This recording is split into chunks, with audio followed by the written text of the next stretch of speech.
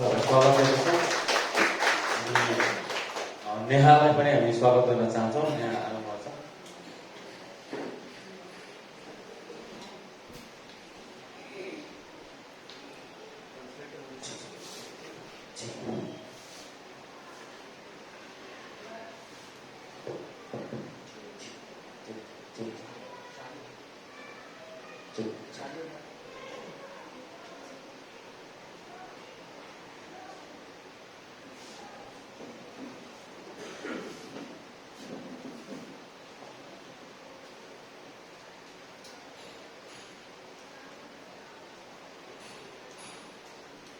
Okay, we are waiting for the main speaker to come.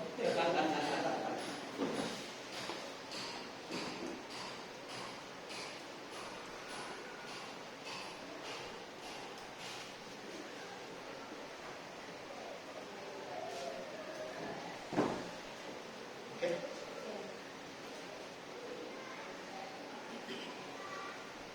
So, good morning, everybody. Good morning, people. Jai Masi. Jai Masi. So, we want to look at some thoughts from the life of Saul, King Saul. शाऊल राजा के जीवन से हम कुछ चीजें सीखेंगे आज। So, the background is from 1 Samuel 15 to around 1 Samuel 18. पृष्ठभूमि है पहला शमूएल 15 से पहला शमूएल 17। As you know, the story of Saul and David is a very rich learning text. शाऊल और दाऊद की कहानी से हम बहुत कुछ सीखते हैं। And there is much to learn from the life of David, from the life of Saul, from the life of Jonathan. और बहुत सारी चीजें हम सीख सकते हैं शाऊल, दाऊद और जोनाथन के जीवन से। So, what we are looking at is called as the insecurity in the life of Saul. जो आज हम सीखेंगे वो है असुरक्षितता जो शाऊल के जीवन में थी। So, this is something we all face. Insecurities is something we all face. ये चीज हम सब इसका सामना करते हैं। It's not only to certain people. ये सिर्फ कुछ ही लोग सामना नहीं करते। Because of our fallen natures. हमारे पापी स्वभाव के कारण। Because we are incomplete in ourselves. हम अपने आप में अधूरे हैं इसीलिए। Therefore, there is always an element of insecurity. और इसीलिए हम हर बार असुरक्षित महसूस करते हैं। So we want to learn something from Saul's life. अभी हम शाऊल की जिंदगी से कुछ सीखेंगे।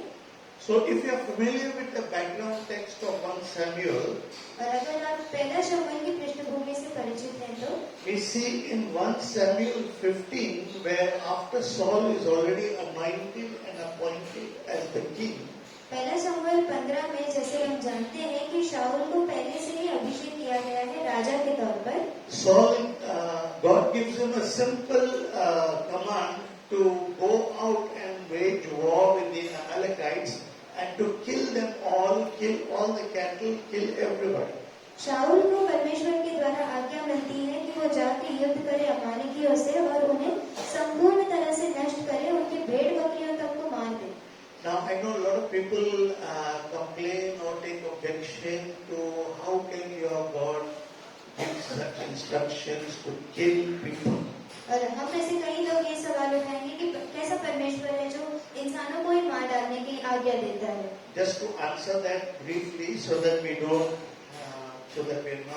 don't have a stumbling block. इसे जवाब देते हुए ताकि ये हमारा रुकावट न बने।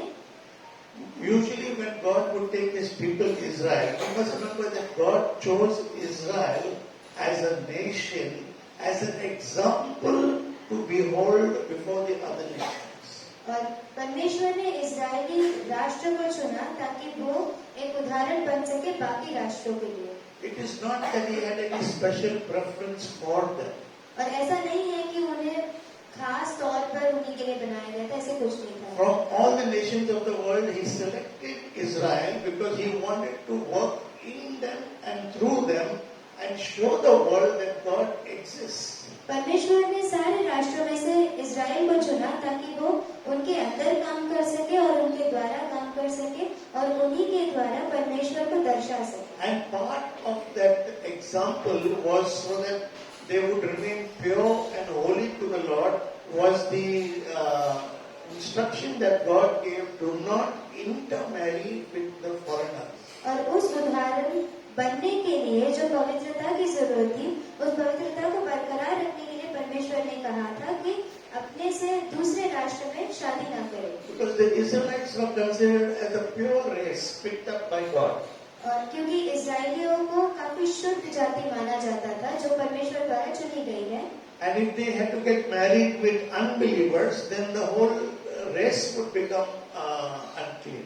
और अगर वो किसी अन्य जाति से शादी कर ले तो उनकी पूरी जाति अशुद्ध हो जाएगी। Also, we have to remember that the unbelieving nations whom they waged war against were absolutely pagan and filthy and steeped in idolatry. और जो अन्य जाति थे वो मूर्ति पूजक थे और काफी अशुद्ध कार्य करते थे। So, if you get married to people who are steeped in idolatry, their idolatry will become your idolatry tomorrow. और अगर आप ऐसे व्यक्ति से रिश्ता रखते हैं जिसके जो काफी मूर्ति पूजक है और काफी घिनौने काम करता है, तो उसकी मूर्ति पूजा आप पर भी हावी हो सकती है। You can see this in the life of Solomon. When he had so many wives, he took so many wives, he was blessed by God tremendously. और सुलेमान की जिंदगी को अगर हम देखें कि वो काफी बुद्धिमान था और काफी सारे बीवियां थी उसकी, लेकिन But this one mistake he made, that he got married to so many wives and concubines, and most of them were unbelievers. और उसकी एक ही गलती थी कि उसने इतनी सारी शादियां की और इतनी सारी रखेलें की और उनमें से बहुत सारे लोग अविश्वासी थे। And he who was a man of God after his father David, he was so fixed on God at the starting time. और सुलेमान के जीवन की शुरुआत में वो काफी अपने परमेश्वर की ओर के नजरिए पर काफी अड़ा हुआ था, लेकिन But फिर शुरुआत में it says later, because he married these unbelievers, these wives turned his heart from the living God onto their idols. लेकिन आगे जाके हम पढ़ते हैं कि इन्हीं बीवियों ने जो अविश्वासी थे उन्होंने सुलेमान का मन मोह लिया मूर्ति पूजा की ओर। We have many brave Christians who marry unbelievers thinking that they will convert their unbelieving spouse. काफी दृढ़ विश्वासी होते हैं जो ये सोचते हैं कि अगर मैं अविश्वासी से शादी कर लूं तो उन्हें मैं विश्वासी बना सकता हूँ। That is a big mistake. ये सबसे बड़ी गलती है। Because you have no guarantee that will happen. और क्योंकि आपके पास कोई गारंटी नहीं है कि ये होगा ही। When we have counseled youth in the past, we have seen, up till today, we have seen 3 cases who have married unbelievers because they fell in love and whatever, going against God's word, and today they cry bitterly. और जब हम युवाओं को सलाह देते थे तभी हमारे साथ भी 3 ऐसी घटनाएं हुई जिन्होंने प्यार के चलते अविश्वासियों से शादी तो कर ली लेकिन अभी रो रहे हैं। So we have to understand God's mind. God is a holy God, and because He wants His people Israel to be holy, He said, "You remove all the pagans." और परमेश्वर शुद्ध होने के कारण हमें इसे समझना पड़ेगा कि परमेश्वर पवित्र है और इसी की वजह से हमें सारी मूर्ति पूजाओं को निकालना पड़ेगा। That is the main reason why God asked to kill the other nations. और ये एक मूल कारण है जिससे वजह से परमेश्वर ने कहा कि इन सबको मार डालो। Because they had turned their backs on the true and living God and they were following idols. So God said, "You wipe them out." क्योंकि उन्होंने पीठ दिखा दी परमेश्वर को और मूर्ति पूजा शुरू कर दी, इसीलिए सबको विनाश कर दो। So in 1 Samuel 15, King Saul is giving an instruction like this. और पहला शमूएल 15 में ऐसा इंस्ट्रक्शन दे रहा है। He was about to go to war with the Amalekites. वो अभी युद्ध पे जाने वाला था अमालेकियों के साथ। In this case, the Amalekites were the ones who did not allow Moses and the people who were coming out of Egypt to cross over safely and go into the promised land. और अमालेकी इस बार वो लोग हैं जो मूसा को रोक रहे थे लाल समुद्र पार करने के लिए और दूसरी ओर जाने के लिए उनकी प्रजा के साथ। Moses didn't want to wage war with them. He wanted to just peacefully pass through, but they kept hindering, kept provoking, kept irritating the Israelites. मूसा को वहाँ पे युद्ध नहीं करना था, इसलिए वो शांति से दूसरी ओर चला गया, लेकिन अमालेकियों ने उन्हें बार-बार सताना चाहा। And this was the second reason why God told Saul, "Now is the time when you will wipe them out." और ये दूसरा कारण है क्यों परमेश्वर ने कहा शाऊल को कि उन्हें जड़ से नाश कर दो। And when he says to kill them all, he says man, woman, child, cattle, everything. और जब आज्ञा दी गई थी कि इन्हें सर्वनाश करने के लिए, तो आज्ञा ऐसी थी कि पुरुष, स्त्री और बच्चे सबको मार डालो। So Samuel does this, King Saul goes and does this job. और शाऊल राजा जाके ये कार्य करता है, But in the process, he saves the king Ahab's life. लेकिन इस दौरान वो राजा आहाज का जिंदगी बचाता है। He was the first person that was to be killed. वो सबसे पहला व्यक्ति होना चाहिए जिसे मार डालना चाहिए। But he begs for his life and Saul decides to listen to him. और आहाज राजा अपनी जिंदगी की भीख मांगता है, इसलिए शाऊल उसकी बात में आकर उसे बचाता है। Then secondly, they were supposed to kill all the cattle, all the cows and the sheep and the goats and whatever. और दूसरी बात ये थी कि उन्हें सारे जड़ से उन्हें नाश करना था, भले ही वो भेड़ बकरी हो या गाय बैल हो। But instead he begins to pick and choose those cattle which were fatted and in good health, and he kept them for the people. लेकिन इसके बजाय वो सारे जो गाय बकरी जो तंदुरुस्त है उन्हें वो चुनकर अलग कर देता है। And when Samuel arrived, Samuel told him, "Wait, I will come for the sacrifice." And when Samuel comes there, और शाऊल को कहा गया था शमूएल द्वारा कि अगर तुम्हें बलिदान करना ही है तो मेरे लिए रुकना, मैं आगे करूंगा। he hears the sound of the bleating of the sheep and the cows. लेकिन उन्होंने उन भेड़ बकरियों का आवाज सुना And he says, "What is this sound that I hear?" और उसने कहा कि ये आवाज किस चीज की है। And Saul says, "I have killed everybody as per the Lord, except I have spared the king, and I have spared the best of the flock, so that we might sacrifice for the Lord." और शाऊल ने कहा कि मैंने जैसे परमेश्वर ने कहा था वैसे सबका नाश तो कर दिया, लेकिन राजा आहाज को बचा लिया और कुछ भेड़ बकरियों को, जिससे बलिदान कर सके परमेश्वर को। You know, when God tells you to get rid of something, you can't give that same thing to Him as a sacrifice. और अगर परमेश्वर चाहता है कि आप किसी चीज से दूर हो जाओ, तो आप उसी चीज को परमेश्वर के लिए भेंट के तौर पर नहीं दे सकते। And Samuel tells Saul, "Do you not know that to obey is better than sacrifice?" और शमूएल शाऊल को कहता है कि क्या तुम्हें नहीं पता कि आज्ञा पालन बलिदान से उत्तम है। And so we see that Saul has a problem now. और अभी हम देखते हैं कि शाऊल को एक समस्या होती है। When Samuel asks him, "Why did you do this thing?" और जब शाऊल को पूछा जाता है शमूएल द्वारा कि क्यों तुमने ऐसे किया, He was not focusing on the Lord, and he was not his mind was not on what God said fully. और उसका नजरिया परमेश्वर के पास नहीं था कि उसने क्या कहा है, और पूरी तौर से वो ध्यान नहीं दिया था परमेश्वर की बात को। The people were pressurizing him not to kill and to save the fatted calves for themselves. लोगों ने उस पर दबाव डाला था कि जो तंदुरुस्त गाय बैले हैं उन्हें वो अपने आप के लिए रख छोड़े। But Saul had to remember that God had appointed him, God had anointed him. लेकिन शाऊल की ये जिम्मेदारी थी कि वो याद रखे कि परमेश्वर ने उसे अभिषेक किया है और परमेश्वर ने उसे आज्ञा दी है। But he doesn't keep his focus on God's commandment, but rather he says, "I looked at the people and I began to fear them because there were so many voices saying, 'Let's keep some.'"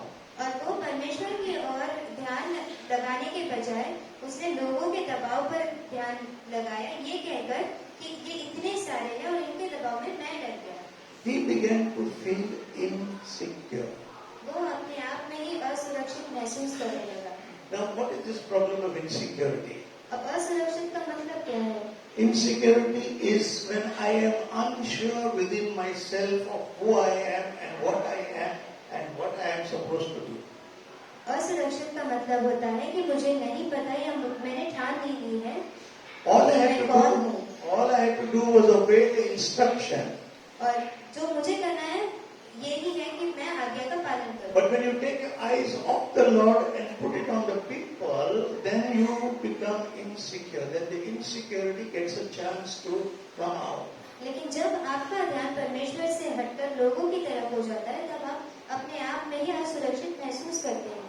If my eyes are on the Lord and I'm going to obey Him, it doesn't matter what is happening here, I have to just obey. अगर मेरी आंखें और मेरा ध्यान परमेश्वर की ओर है, तो मुझे सिर्फ उसे आज्ञा पालन करना है। And because he did not obey God fully, the kingdom of God was taken from him that day. Not the kingdom of God, but the kingdom of Saul was lost that day. और क्योंकि उसने पूरी तरह से परमेश्वर की आज्ञा नहीं मानी, उसका राज्य उससे छीना गया। And then we see that Samuel tells Saul that God has rejected you as a king. Finished. और शमूएल अभी शाऊल को कहता है कि परमेश्वर ने तुम्हें नकारा है राजा होने के लिए। He does not leave the palace immediately, but he realizes that now things may not be well. वो राजा का घर तुरंत नहीं छोड़ देता, लेकिन वो भी जान जाता है कि मेरी राजगद्दी कायम नहीं रहेगी। And then the next thing we see that King David, not king, he is not yet king, but David enters the scene. और अगले ही पल हम देखते हैं दाऊद के बारे में। He has been anointed by Samuel also. उसका भी अभिषेक शमूएल द्वारा ही हुआ है। And we see in 1 Samuel 17 his first appearances when he comes to the battlefield when Goliath is challenging the armies of Israel. हम उसे पहली बार देखते हैं पहला शमूएल 17 में, जब गोलायत उन्हें चुनौती दे रहा है।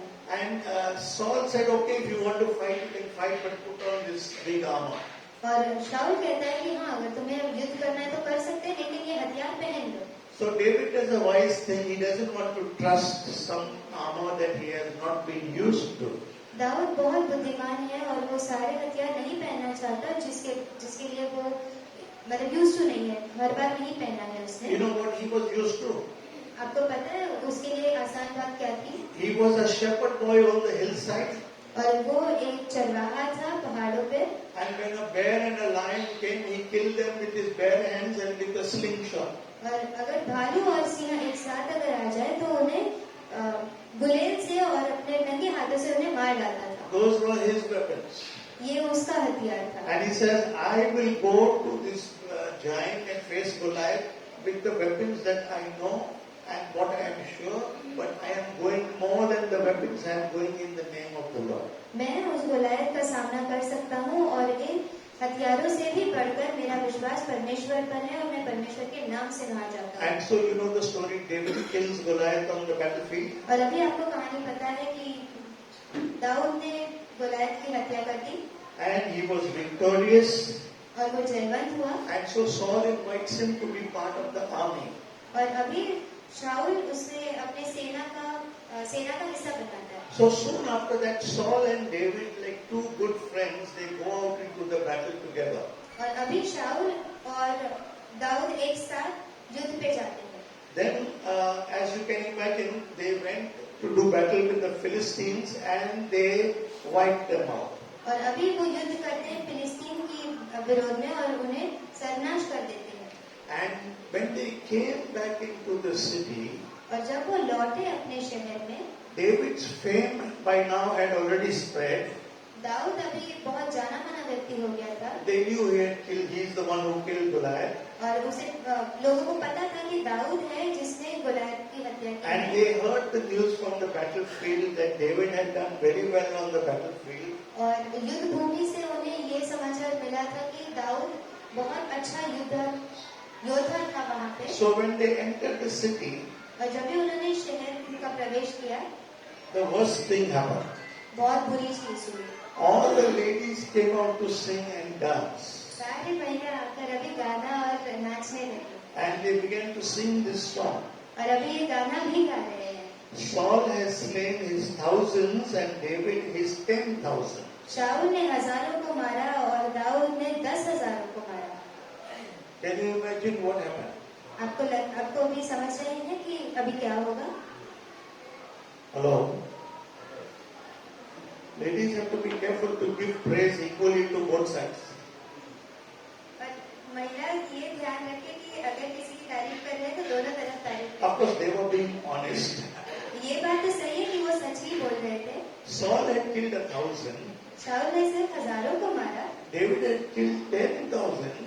दाऊद ने 10,000 को मारा, And the ladies were busy praising David. और महिलाएं जो है वो दाऊद की प्रशंसा करने में Now the problem, what is the problem? अभी समस्या क्या है? Saul is the king. शाऊल राजा है, David is just come into the army yesterday. Dawood कल ही सेना में भर्ती हुआ है, But all the praise from the people who matter, लेकिन लोगों के द्वारा जो मायने रखता है उसकी सारी प्रशंसा, all that praise is going to the new man. सारी प्रशंसा करके आए हुए व्यक्ति को जा रही है। And so what happens to the old man? अभी पुराने व्यक्ति का क्या? It's a very difficult time. ये काफी कठिन समय है। Imagine if you are a married man और सोचिए जब आप शादीशुदा हैं and your wife is always praising the neighbor, और आपकी पत्नी हमेशा आपके बगल वाले को ही प्रशंसा करती है, then you want to divorce. तो आपको तलाक करना है। How can you survive in that situation? आप ऐसी आत्मा के साथ कैसे रह सकते See, हैं? a man needs that validation from his wife.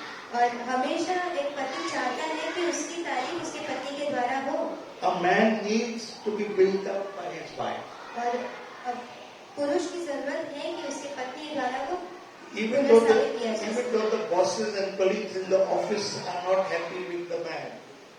और हालांकि उसके जो बॉसेस है या उसके जो मैनेजर्स है वो उससे खुश ना हो तो भी, Even though the people in the church are not happy with the man.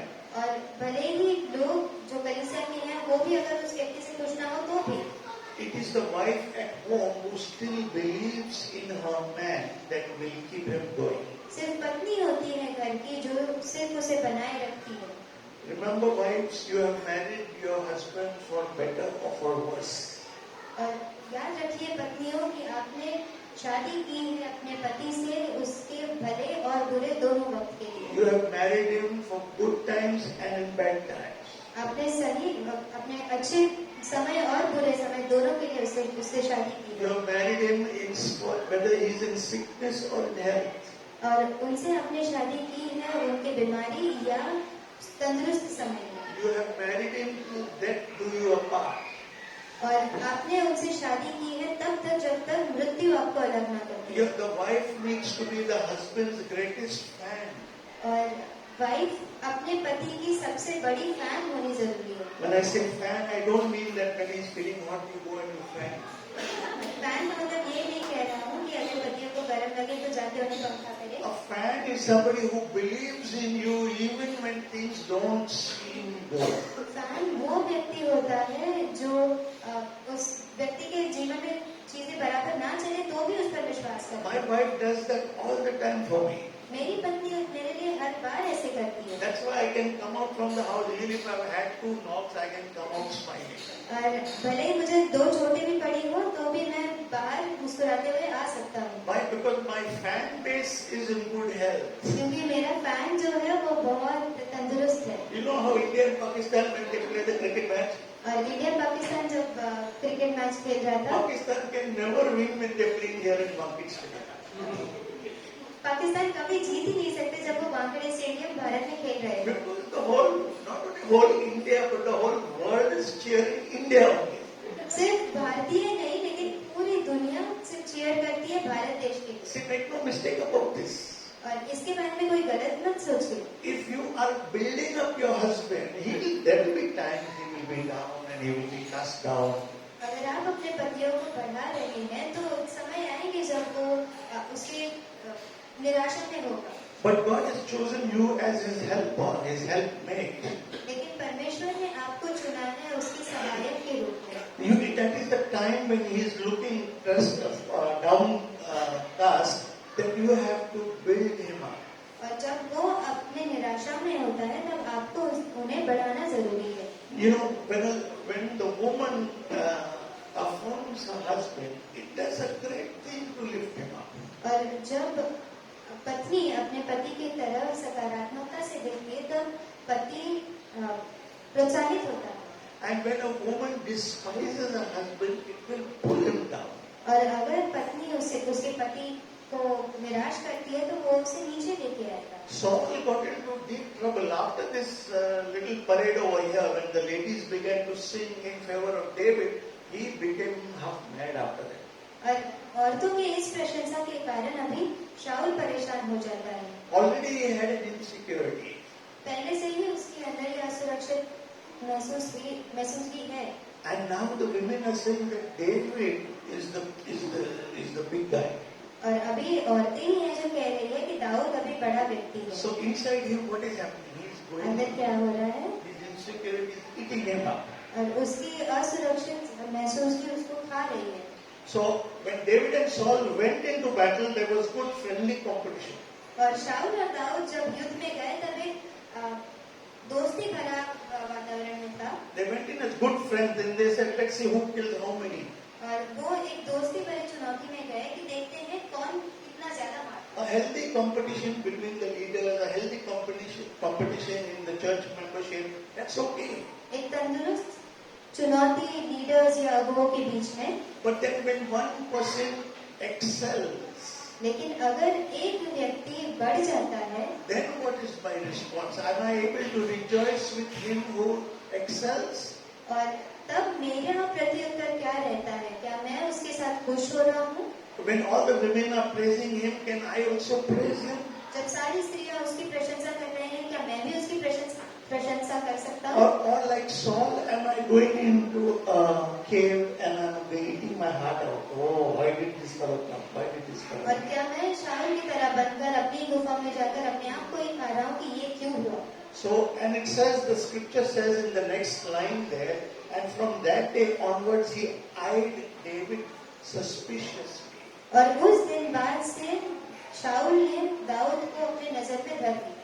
So you see, what started with a healthy competition turned into an unhealthy competition. तो अभी आपने देखा कि एक तंदुरुस्त चुनौती जो शुरू हुई थी वो अभी बहुत अनहेल्दी हो गई। And from the unhealthy competition, the next step was a suspicious attitude in verse 9. और इस चुनौती के बाद में शक भरे नजरिए से शाऊल देखना शुरू कर दिया। And it says Saul became very angry और शाऊल अभी क्रोधित हुआ and he began to look with David with suspicion from that day on. और उस दिन बाद से शाऊल ने शक की नजरों से दाऊद को देखना स्टार्ट कर दिया। This is 1 Samuel 18 verse 9. ये लिखा है पहला शमूएल 18 वर्ष 9 So, की पंक्ति में। earlier they were friends. पहले वो सिर्फ दोस्त थे। Remember, David enters the scene as a friend. Dawood दोस्त के तौर पर आगे आता है। And what is happening now? One person is gone higher than the other. और अभी क्या होता है कि एक व्यक्ति दूसरे से बड़ा हो जाता है। If I had to learn to rejoice in that situation, I would get rid of my insecurities immediately. और अगर मुझे उसकी खुशी में खुशी मनानी है तो मुझे अपने असुरक्षित महसूसगी से बाहर निकलना होगा। But Saul does not do that, and he goes around looking everywhere what David is doing, where he is going, whom he is talking to. और इसके बजाय वो खुद में ही असुरक्षित होता है और शाऊल जाकर दाऊद की जिंदगी में वो क्या कर रहा है और उसकी हर चीज में शक करता है। David doesn't do anything wrong. Dawood कुछ गलत नहीं करता। If you read the text, he says, in all that he did and said, he behaved wisely. और अगर आप वचन को पढ़ेंगे तब आप पाएंगे कि कहता है कि दाऊद ने जो कुछ किया उसे बुद्धिमानी तौर He पर knew that Saul was the king and he was a nobody, and that he was excelling, he was rising up. और उसे ये पता था कि शाऊल राजा है, मैं कुछ भी नहीं हूँ, लेकिन मेरी प्रशंसा ज्यादा हो रही है। So he didn't do any dadagiri over Saul. और उसने इस बात से कोई दादागिरी नहीं की अपने राजा पर। But he kept a humble spirit, and even when they praised him, he did not react to the praise. और उसने अपने आप को नम्र बनाया और जब वो लोग उसकी प्रशंसा भी कर रहे थे तब भी उसका कोई प्रत्युत्तर नहीं दिया। He behaved very wisely because he knew this was not the time or the place. वो बुद्धिमानी तौर से उन्हें प्रत्युत्तर करता है क्योंकि वो जानता था ये सही समय या जगह नहीं है। But as Saul was looking at him suspiciously, लेकिन जब शाऊल उसे शक की नजरिए से देख रहा था, see what's happening. First, there is an unhealthy competition. पहले एक अतंदुरुस्त चुनौती हो रही है उनके Then बीच में, it goes down to suspicious attitude. फिर शक के नजरिए से देखना शुरू होता And है now he sinks into a depression. और अभी वो डिप्रेशन में डूब जाता है। It says in in verse 10, an evil spirit from God came mightily upon Saul, so much so that he raged in anger. दूसरे दिन परमेश्वर की ओर से एक दुष्ट आत्मा शाऊल पर बल से उतरा और वह अपने घर के भीतर नबूवत करने लगा। दाऊद नबूवत करने लगा। So that evil spirit is the spirit actually of depression that comes upon us when we look inward into ourselves all the time. ये दुष्ट आत्मा तब हम पर हावी होती है जब हम अपने आप में ही ज्यादा डूब जाते हैं। The moment you take your eyes off God and you look at yourself, oh, poor me, I, me and myself, जब आप अपनी नजरें परमेश्वर से हटाकर मैं गरीब हूँ, मैं लाचार व्यक्ति और क्योंकि खुद पर ही ध्यान लगाते हैं, then God is not in the center, I am in the center. तब परमेश्वर केंद्र में नहीं है, हम केंद्र में हैं। When I am in the center, then depression is going to come at some time or the other. और जब केंद्र में मैं हूँ तभी डिप्रेशन आना ही है। And so you see, it is going downward and downward for Saul. और अभी हम पाते हैं कि शाऊल के लिए निचला समय ज्यादा शुरू हो चुका And है। to make matters worse, then they call David to play the harp. सही। David comes to play the guitar. और अभी दाऊद आता है अपने हार्प के साथ में, मारो guitar. And when he plays it so anointedly and skillfully that the evil spirit departs and Saul becomes well. और इतनी मधुर धुन होती है उसकी कि वो जो दुष्ट आत्मा होती है जो शाऊल पर हावी होती है वो निकल जाती है। And David continues to manage himself and conduct himself wisely. और अभी तक दाऊद ने ठान लिया था कि वो ठीक से अपना बर्ताव रखे। So what is Saul doing? Saul is seeing that why is the hand of God so much on David? और अभी शाऊल क्या कर रहा है? शाऊल ये सोच रहा है कि परमेश्वर का हाथ इतना ज्यादा क्यों है दाऊद पर? And why is the hand of God not on me? Samuel had already told him, God has rejected him. और अभी परमेश्वर का हाथ मुझ पर क्यों नहीं है? इतना ज्यादा दाऊद पर क्यों है? जबकि शमूएल ने उसे कहा था कि परमेश्वर ने तुम्हें नकार दिया है राजा होने के नाते। Even if God has rejected him from being king, he could have still sought God to ask forgiveness, to at least restore his relationship. परमेश्वर ने भले ही उसे राजा होने के नाते नकारा होगा, लेकिन वो परमेश्वर की ओर वापस जाके माफी मांगकर अपने रिश्ते को पुनः स्थापित कर सकता था। So when he sees that David is rising up, और जब वो देखता है कि दाऊद बढ़ रहा है, after the depression left, now the fear comes. He says he looked at David and became afraid of him. और अभी जब डिप्रेशन चला गया उसका, तब उसमें डर बैठ गया। जब भी वो दाऊद को देखता था वो डर जाता था। Because when you see your enemy prospering and you are struggling and he is prospering, then you become afraid because you know that God is with him. और जब आप देखते हैं कि व्यक्ति बढ़ते ही जा रहा है, तब आप फिर डर आ जाता है क्योंकि परमेश्वर का हाथ उसके साथ है। Then we come to a situation when Saul hears that his daughter Michal likes David very much and wants to marry him. और अभी हम पाते हैं कि शाऊल की बेटी मिकाल को दाऊद पसंद आ जाता है और उससे शादी करना चाहती है। So now Saul enters into a carnal phase. He just went down and down. और अभी शाऊल जो है वो कार्नल हो जाता है अपने विश्वास में और So, वो और नीचे जाता है। What he does is he says, okay, I will give you my daughter Michal in marriage. और अभी वो शाऊल दाऊद से कहता है कि हाँ, शादी के लिए मैं मिकाल मेरी बेटी को देता हूँ। But you must go and fight the Philistines and get me a gift of 200 foreskins. और अभी लेकिन एक ही इसमें शर्त है कि तुम्हें जाकर फिलिस्तीनियों की ओर लड़ाई करनी है और फोर्सकिन लेके आना है 400। What was Saul's idea at the back of the mind? Did he want a dowry? और आपको क्या लगता है कि वो डाउरी की मांग करने के लिए ऐसे शर्त He करता है? says that in the verse that he does not want any dowry. और वचन कहता है कि दहेज के तौर पर वो कुछ भी नहीं चाहता। But he wants to send King David, not king yet, but he wants to send David into the war. लेकिन उसका मन इस तरह से है कि वो दाऊद को युद्ध में भेजना चाहता है, With the hope that the Philistines will kill him on the battlefield. ये आशा रखे कि फिलिस्तीनी दाऊद को मार डालेंगे युद्ध में। Especially when he goes to get the foreskin, they'll get very angry and they will kill him for sure. और जब वो फोर्सकिन लेने जाएगा तब तो पक्का इसकी मौत है ही। But David is such a valiant warrior. He goes, he routs the enemy, and he gets the 200 Philistines and he brings them to Saul and counts them one by one in front of him and gives them the victory. और अभी दाऊद इतना ज्यादा बलवान है कि वो जाता है युद्ध में और जो शर्त थी वो पूरी करके आता है और एक करके गिनता भी है शाऊल के सामने. So in all things, David was just winning, winning, winning. और अभी हर हाल में दाऊद सिर्फ जीत रहा है, जीत रहा है, जीत रहा है. And Saul was just losing, losing, losing. और शाऊल सिर्फ हार हार हार और हार नहीं है. And why was he losing so badly and falling into such a problem? और वो इतना क्यों हार रहा है और इतनी समस्या में क्यों है शाऊल? All because of insecurity which produces jealousy. सिर्फ उसकी असुरक्षित महसूस की जो उससे जलन में बदल देती है. So when we get into this situation, now this is a very short portion I've taken. Actually, the story goes on for quite a long time. और मैंने सिर्फ एक छोटा हिस्सा लिया है, ये कहानी और आगे बढ़ती है. When we realize we are having a problem with insecurity, जब हमें ये पता चलता है कि हम असुरक्षित की समस्या से गुजर रहे हैं, God has to put us in a situation. God had to put Saul in a situation with David. He had to allow David to increase, and that brought up the insecurity in Saul.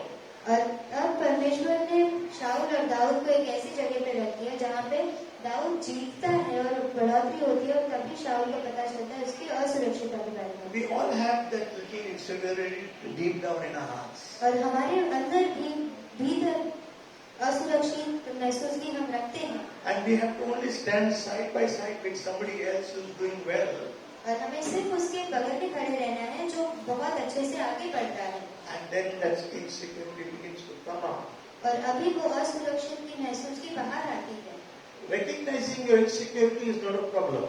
और हमें असुरक्षितता है ये समस्या नहीं है. But dealing with it correctly is where the issue lies. लेकिन उसके साथ ठीक से बर्ताव करने में समस्या उत्पन्न होती है. So some things that will help us. और कुछ चीजें जो हमारी मदद करेंगी. Remember that there will always be someone better, someone bigger, someone more talented, someone more beautiful, someone taller. There will always be. इसे याद रखिए कि आपसे बेहतर, आपसे लंबा, आपसे सुंदर, आपसे बढ़कर कोई ना कोई व्यक्ति होगा ही. So we need not get jealous about somebody else's better looks or more money. और उसके ज्यादा होने के कारण हम अपने आप में जलन की भावना ना रखें. What we need to do is, instead of looking this way and comparing yourself with men, look at the Lord. और अपने बगल में जो खड़ा है उसके साथ अपने आप की तुलना करने के बजाय परमेश्वर की ओर देखें. Even though I am nothing, still you died for me. और परमेश्वर में कुछ ना होने के बावजूद भी आपने मेरे लिए जान दी. Even if you were the only person on the earth, Jesus would have still come and died for you. और मैं उसकी लायक होने के बावजूद, ना होने के बावजूद भी यीशु मसीह आया और मेरे लिए जान दी अपनी. That is your tremendous worth in the sight of God. और ये आपका मूल्य है परमेश्वर की नजर में. What does it matter if somebody else is more beautiful or somebody else has more money? The point is that you are valuable in God's sight. क्या फर्क पड़ता है अगर कोई आपसे सुंदर है या उसके पास ज्यादा पैसा है आपसे, लेकिन आपका मूल्य परमेश्वर की आंखों में है. Also, sometimes God allows these people to come alongside so that I can be humbled once in a way. और परमेश्वर कई बार ऐसे लोगों को लाता है ताकि हम अपने आप में नम्र बने परमेश्वर द्वारा. See, if I were the greatest preacher in town और सोचिए अगर इस शहर में मैं सबसे महान प्रचारक होता तो, and I was preaching left and right every Sunday, और मैं हजारों लोगों को प्रचार करता हर and bar, there was no competition, और कोई कंपटीशन ही ना होता तो what will happen after 6 months? 6 महीने बाद क्या होगा? That will go to my head. वो मेरे सिर पर चढ़ जाएगा. So God has a very practical way. He'll send one another more powerful preacher. और परमेश्वर के पास काफी वास्तविक उदाहरण है कि वो किसी और प्रचारक को मेरे ही साथ में खड़ा कर देते Or हैं. he'll send somebody with better looks than I have. और हो सकता है कि वो मुझसे ज्यादा सुंदर हो. Whatever your talent is, he'll send somebody who's got better than that. जो भी आपका टैलेंट है उससे बेहतर किसी व्यक्ति को वहाँ पे रख देगा So परमेश्वर. what is the big deal? There is always somebody better. तो अभी हमें क्या याद रखना है कि कोई ना कोई मुझसे बेहतर होगा ही। And it is good for us that there are people like that. और ये हमारे लिए ही अच्छा है कि ऐसे लोग भी हैं, So we need to accept that. और हमें इसे ग्रहण करना है। When I have seen this, the best place I have seen this work out is in the office. और ये चीजें जो एक ही जगह पर ज्यादा काम आती है हमारे ऑफिस में। When somebody else is, elevated or promoted and you are not. जब हमारे साथ का कर्मचारी उसका प्रमोशन हो जाता है लेकिन हमारा नहीं होता, Can I rejoice with that person? क्या मैं उसके साथ आनंद मना सकता हूँ? Or do I go home and I'm banging the cupboard? Why it happened to me? और इसके बजाय मैं अपने घर में जाकर कबड़ पर अपना सिर फोड़ के ये मेरे साथ क्यों नहीं हुआ? Learn to trust God in His promises. सीखिए परमेश्वर पर आधारित रहना और उसके वाचाओं पर भरोसा करना। So when I keep my life focused on His promises, then I am not worried what somebody else is doing. और जब मेरा जीवन उसके वायदों पर आधारित है तब मुझे फर्क नहीं पड़ता किसी और का जीवन कैसा है। Lord, you have promised to meet my every need. Hallelujah. और परमेश्वर आपने ये ठान लिया है कि मेरी सारी जरूरतों को आप पूरा करेंगे। You have promised, Lord, anyone who puts their trust in you will not be put to shame. Hallelujah. आपने वादा दिया है कि जो कोई आप पर भरोसा करेगा उसका भरोसा आप नहीं तोड़ेंगे। Have you seen through your life in the office however many years you have finished? और क्या आपने अपनी जिंदगी को देखा है जितने भी साल आपने ऑफिस में काम किया Whether हो you get the promotions or not, you are getting your salary in time. और आपको प्रमोशन मिले या ना मिले आपकी सैलरी समय पर आ रही है? Are you getting food on the table?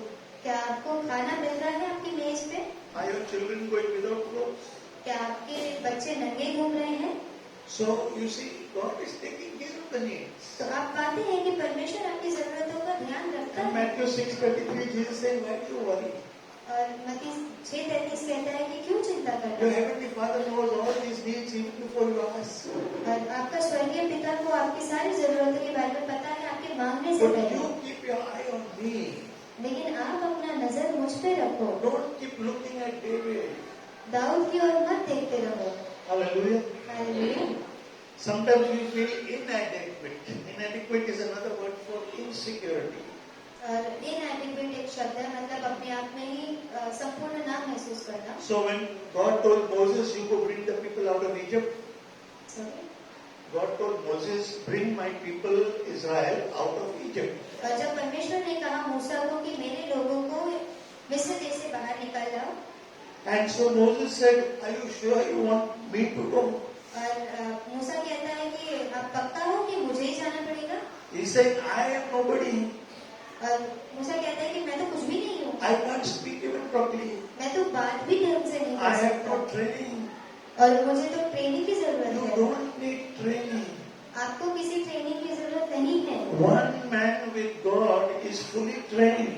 एक व्यक्ति परमेश्वर के साथ पूरी तरह से उसकी ट्रेनिंग हो चुकी है। God with one man makes that man fully capable. परमेश्वर एक व्यक्ति के साथ उस व्यक्ति को संपूर्ण सामर्थ्यशाली बना देता You है। know, Moses' life was split into 3 parts.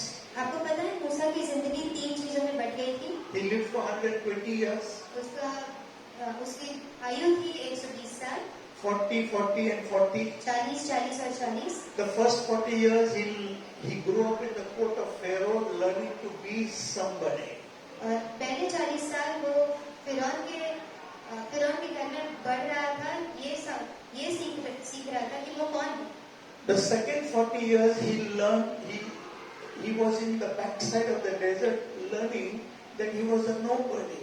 और दूसरे 40 साल में वो मरुस्थल में ये सीख रहा है कि वो कुछ भी नहीं है। And in the third section, when God called him, he discovered what God could do with a nobody. और तीसरे और आखिरी 40 साल में उसे ये पता चल गया कि वो परमेश्वर के साथ में कैसा है और परमेश्वर एक कुछ ना करने वाले आदमी के साथ क्या क्या कर सकता You है। don't have to be insecure about your neighbor. आपको अपने पड़ोसी के बारे में सुरक्षित महसूस भी करने की जरूरत नहीं है। God doesn't need David. और दाऊद की जरूरत नहीं है परमेश्वर को। Whatever David was doing was because God was anointing. और जो भी कुछ दाऊद कर रहा था वो इसीलिए था क्योंकि परमेश्वर उसे अभिषेक दे रहा था। Saul could have had the same victories if he had kept his heart on God. और किसी और की भी उतनी विजय होती अगर उसका ध्यान परमेश्वर की ओर होता। But David was a nobody. Dawood तो कुछ भी नहीं था। Moses was a nobody. Dawood तो कोई भी नहीं था। You and I are nobody. आप और मैं कोई नहीं है। Without him we can do nothing. उसके बजाय हम कुछ भी नहीं कर सकते। Are you hearing me? क्या आप मुझे सुन रहे हैं? Hallelujah. Hallelujah. So we need to remember that it is not us, but it is Christ in us. और हमें ये समझना जरूरी है कि हम नहीं लेकिन परमेश्वर जो यीशु मसीह जो हम में है। In Philippians 4:13 he says, I can do all things through Christ who strengthens me. फिलिपियों 4:13 में कहता है कि मैं सारी चीजें कर सकता हूँ मसीह द्वारा जो मुझ में है। So finally, remember, I have been crucified with Christ, Paul says.